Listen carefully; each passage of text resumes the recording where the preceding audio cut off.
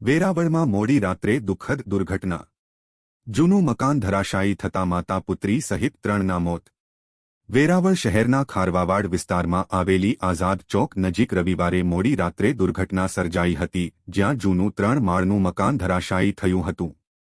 આ દુર્ઘટનામાં માતા પુત્રી સહિત 3 જણાના કરુણ મોત નીપજ્યા હતા, જ્યારે 2 લોકોને બચાવી લેવામાં આવ્યા છે.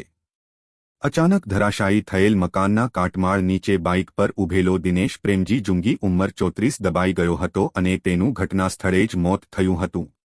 મકાનમાં રહેલી માતા પુત્રી દેવકીબેન શંકરભાઈ સુયાણી અને જશોદાબેન શંકરભાઈ સુયાણી પણ કાટમાળ નીચે દબાઈ જતા જીવ ગુમાવ્યો હતો.